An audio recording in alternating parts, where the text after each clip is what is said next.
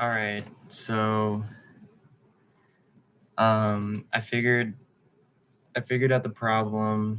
I forgot last night that I accidentally pressed my phone on my keyboard here, and I should have just remembered that on the initial thing. But now we're good because I see the little green thing telling me that the sound is working. All right. It takes form as a fight against passion, vices, desires, and false appetites, as the philosopher seeks the victory of reason over his own appetites or his own soul over his body.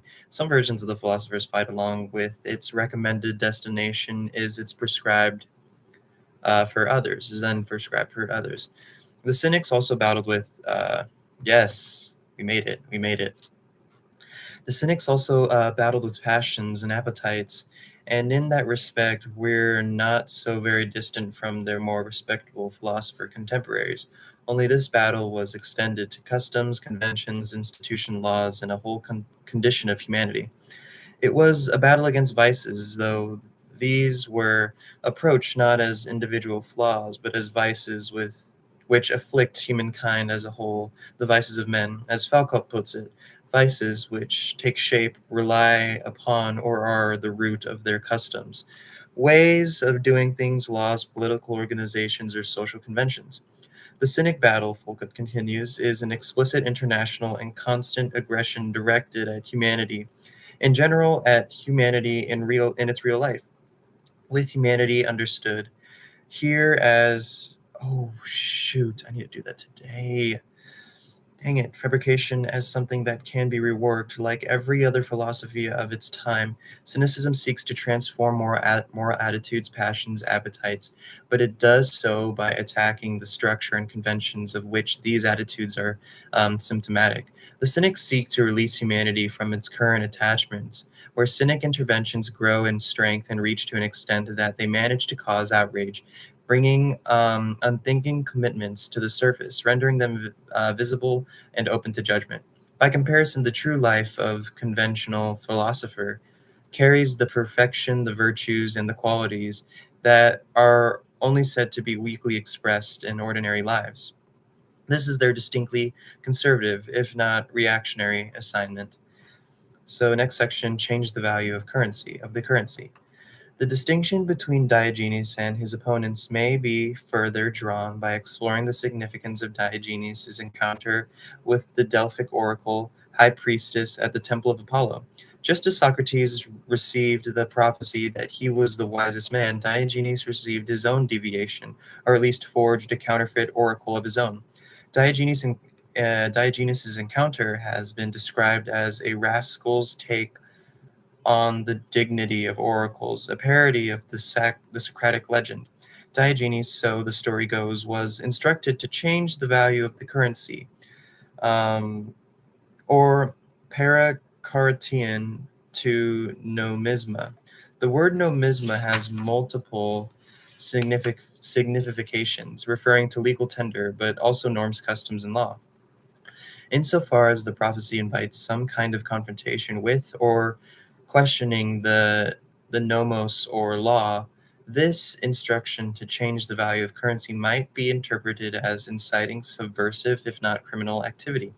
The phrase became a defining idea on the life of a cynic, where the Delphic injection is seen as recommending a stance the cynic must take in relation to any social convention in circulation. The command to change the value of currency is nonetheless ambiguous. In a limited and straightforward sense, a coin can be devalued by defacing it to so much an extent that it no longer can be used in exchange for goods and services. According to tradition, Diogenes' father was in charge of the mint in Sino. An unearthed collection of defaced coins testifies to the story that during this period someone was busy defacing counterfeit barbarian coins with a large chisel stamp to remove them from circulation and thereby maintain the value of the true authentic currency.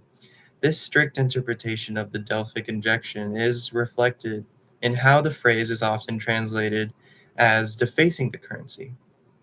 Against this more literal interpretation, Foucault favors the idea of altering rather than simply obliterating value. Extending Foucault's analysis, It is indeed tempting to interpret the Cynic injection of parakaryotein to nomisma as the pre-Nietzschean invitation to to the revelation of all values. To give concrete example, the defacement or the removal of an effigy, such as the regining, regining, oh, the reigning monarch, could also be its replacement or adjustment so that the message changes from one veneration to deception of exploitation and sanctioned brutality, or rather than simply reveal that some might see as the brutal truth of a money-based economy, the effigy could be replaced by a rival image, indicating that another way of organizing existence is possible. This would enable the coin to circulate with the true value, so to speak, since it is now stamped with another, better or more adequate effigy. Here, by producing a better currency, the cynic endeavors to show that the conventional currency is the original counterfeit.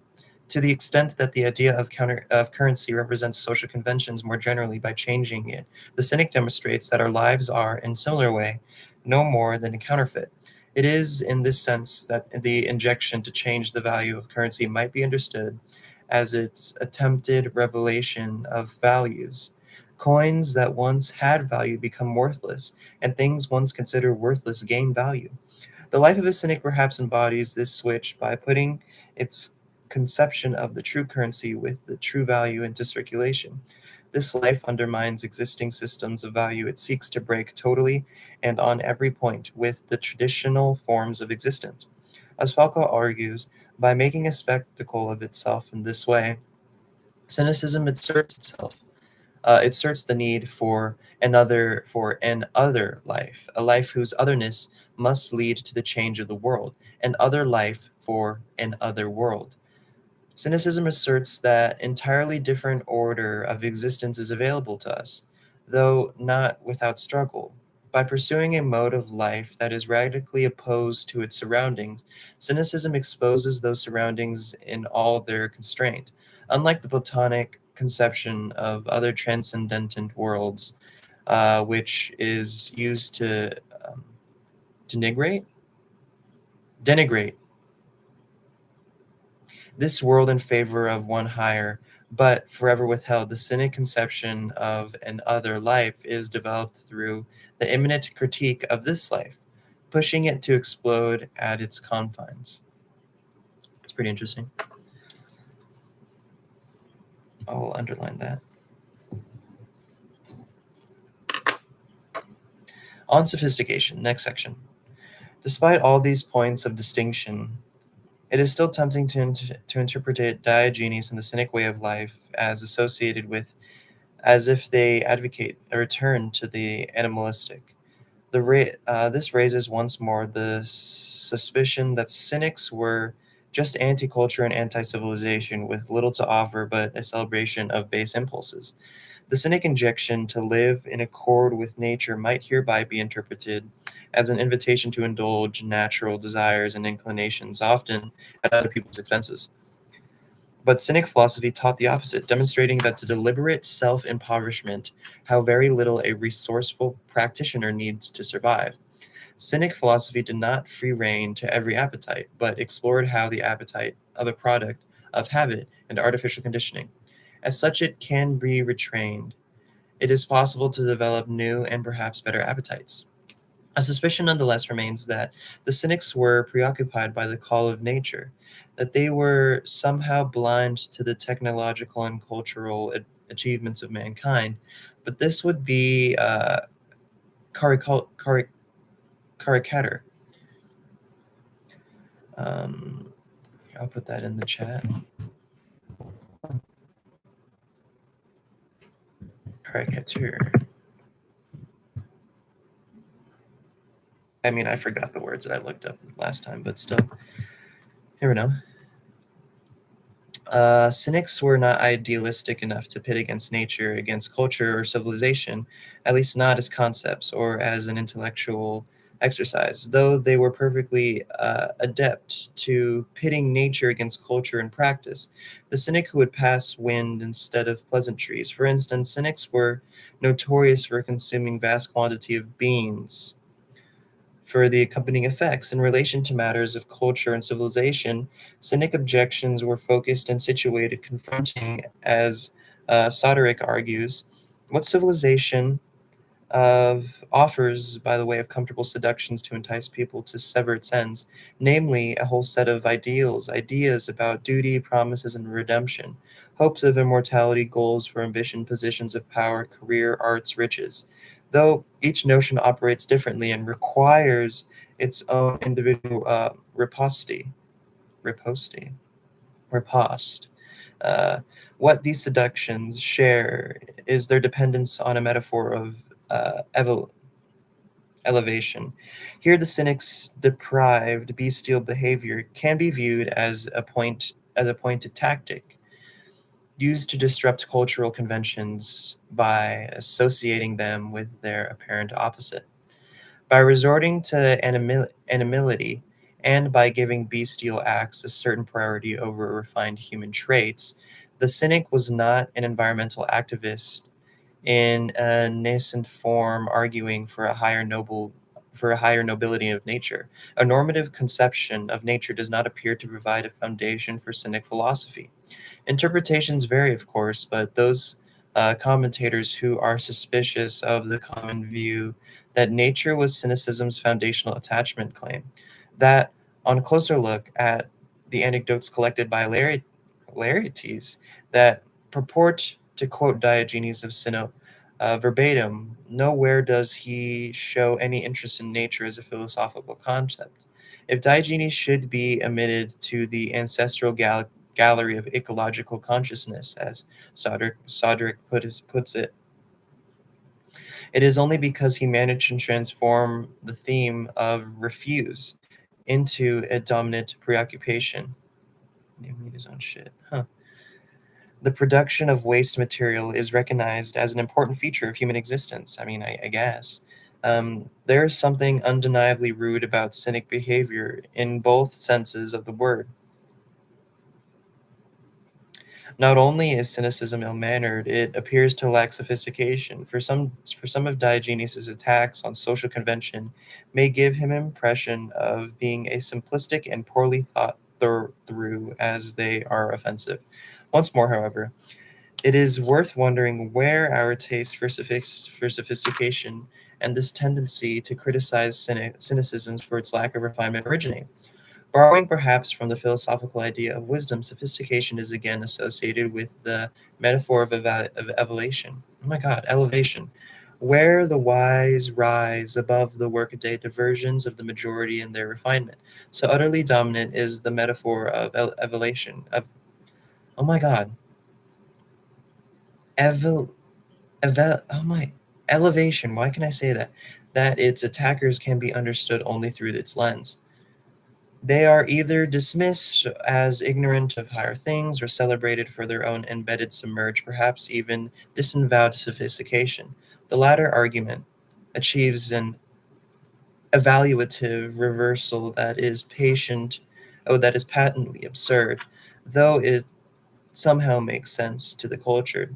There is perhaps no better example of this than the perverse justification of Samuel Beckett's Nobel Prize in 1969, writing that acquires its elevation from the destruction of the modern man.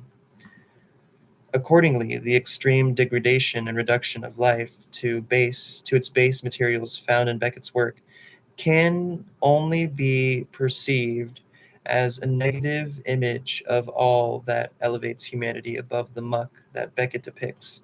Look how sophisticated we are. We even notice the dirt. Oh, I see. I see. This next section just is called On Shitting. Because they said human waste is a massive part of human existence. Yeah, I think. Shaving is such like a hassle. Not hassle, it just takes so much time. Yeah, but I don't know. I like this for a bit. It was a nice 2 weeks, but I think this might be gone. I know, right? It is beautiful. The art of on shitting. So strap in. It's going to be an exceptional chapter. Diogenes was not lacking in the arts of sophistication. He had mastered that ancient display of urbanity,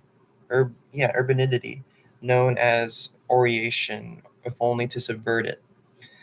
It is claimed that after one particularly well received public oration, at which a large audience listened to the speech of Diogenes with great appreciation, Diogenes stopped speaking, squatted, and performed an unseemly act. Unsurprisingly, this caused great insult. One interpretation of what Diogenes was up to here is that he was authenticating his cynicism by squatting before an audience. Surely, having debased himself in this way, Diogenes had nothing more to gain from abiding by the falseness of public theater and conventional rhetoric. Because he has nothing to lose, he can tell the truth, and therefore may be worth listening to. This moment, something something his audience failed to understand, was the point after which they should begin to listen, rather than turning away. Having disgraced himself so completely, Diogenes had no reason to flatter or dupe them. His authority as a cynic philosopher relied upon the assurance this act gave his audience that Diogenes was not bound by any convention, including those rules that govern social intercourse. I guess that's one way to get like your audience's trust, I guess. You could always just be like, I'm just speaking from the heart.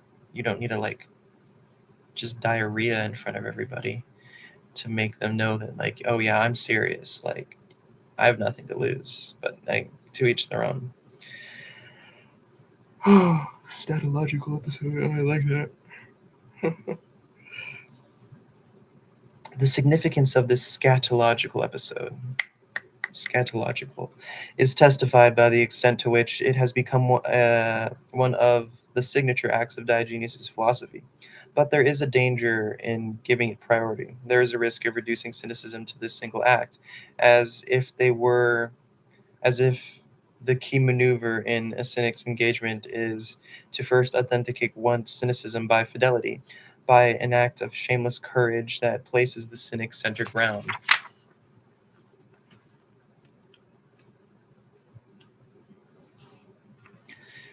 And beyond doubt.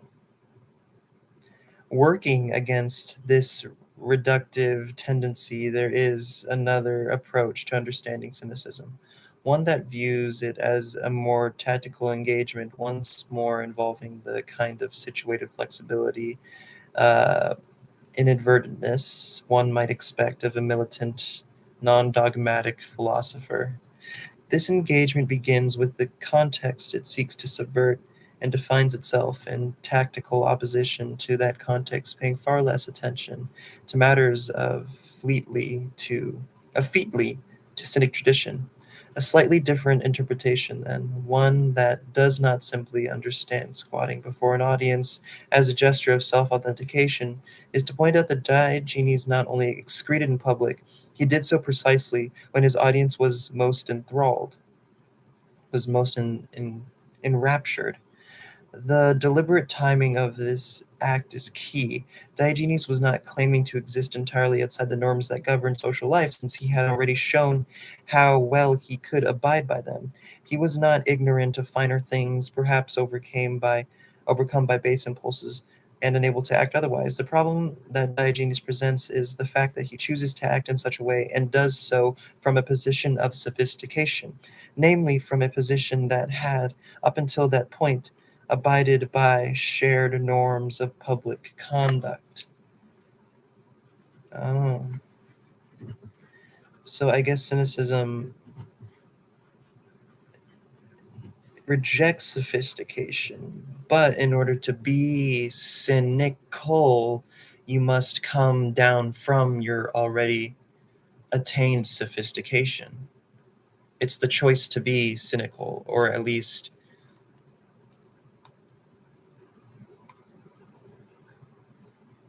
hmm, It's the ability to abide. It's the ability to have the capability to abide by social norms, but it is the choice to reject or to not abide by them. One must be capable of sophistication in order to reject sophistication. And he proved that. One way of interpreting this scatological act, then, is to understand it as an attack on cultural refinement, a blast from below, by someone who is all too familiar with what he attacks.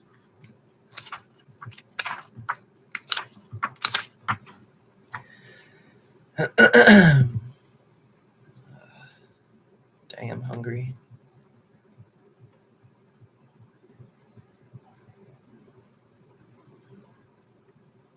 That's so funny.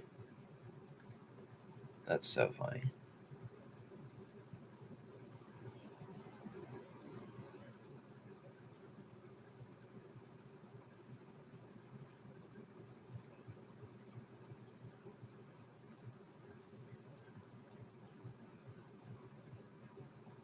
Ooh, that is such a cool tab. 13 income.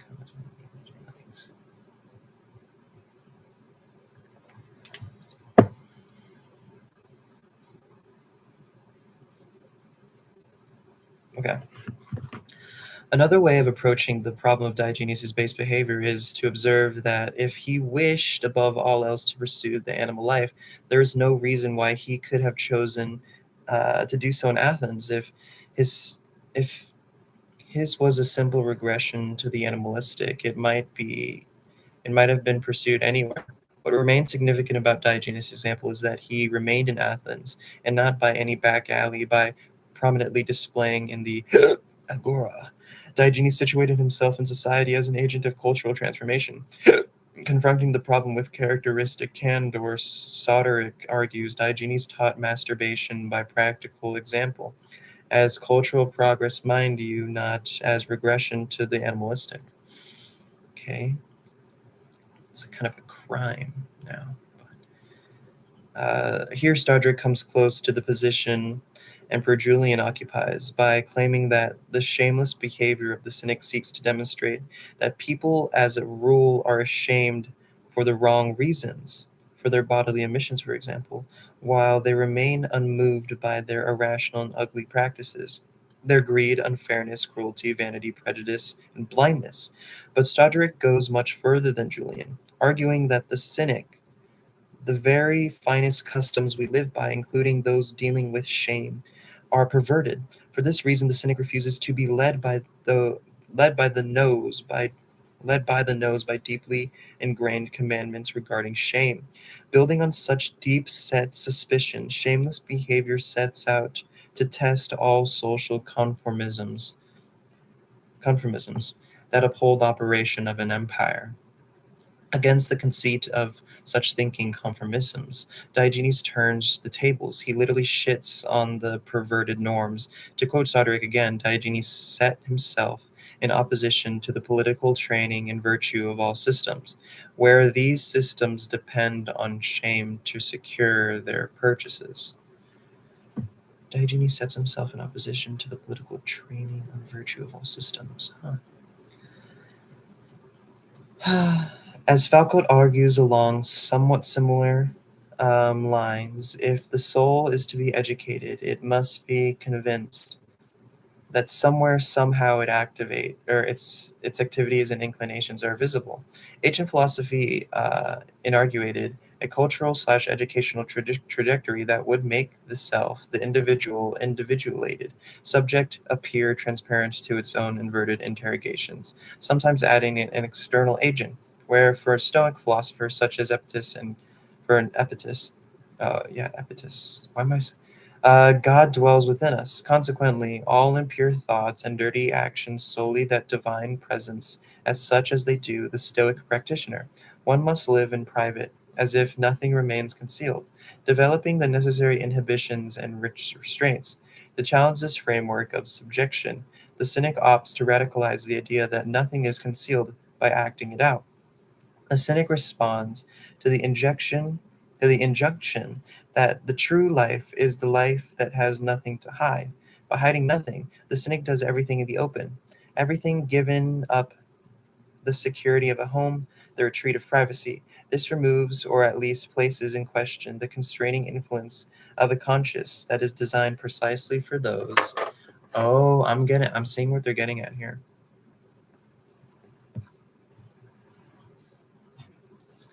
Precisely for those private spaces that must be convinced of their culpability. Since these private spaces have become the residence of conscience, the staging of life in its material and everyday reality under the real gaze of others, of everyone else, or at any rate, of the greatest possible number of others, can be understood as an attempt to render the moral order imposed by the conscience inoperable, or at least open to question. I think I'm kind of understanding where this is coming from, or at least on shitting. So, like I said, in order to, like one can't just like, because, like reading this, I'm kind of just like, okay, maybe Diogenes was just mentally ill, and, he probably was. But, just because of everything. Oh, good morning. What are we reading, good sir? We're reading Cynicism, my friend. Yes. But I think, just the fact that in order to frick um in order to like be considered, or like in order for an act to be considered cynical, or at least, yeah, in order for an act to be cynical, one must be able or have the capability to be sophisticated. And the fact that one of like the main um like factors or historical moments in cynics history was literally their godfather or their father collecting a crowd, capturing this crowd with his words, and then in the middle at the climax of his speech literally squatting and taking a massive dump, shows that he has the ability to be sophisticated but chooses to be unsophisticated. He chooses to be, I wouldn't say he chooses to be free, but he chooses to do what he wants. He doesn't abide by, the he just doesn't abide by sophistication. But it's not because he is unable to be sophisticated. Um, and I think this last part, especially when it comes in terms of like privacy, and it like that cynicism is just the ability to wear everything on your sleeve, to not here, what did I underline? The injunction that true life is the life that has nothing to hide, and by hiding by nothing. I think that's just what he's doing. Like he's like, the book said that we're all so ashamed and of our like bodily functions, yet we are so openly, what is it? We were so openly prejudiced. We have all these things, cruelty, unfairness, ugly practices, greed. Oh, frick. There we go. Not saying that people aren't, like, obviously people don't want to be like that, but I don't really know what I'm saying here, but I think it's just more along the fact that we have nothing, that a cynic has nothing to hide by.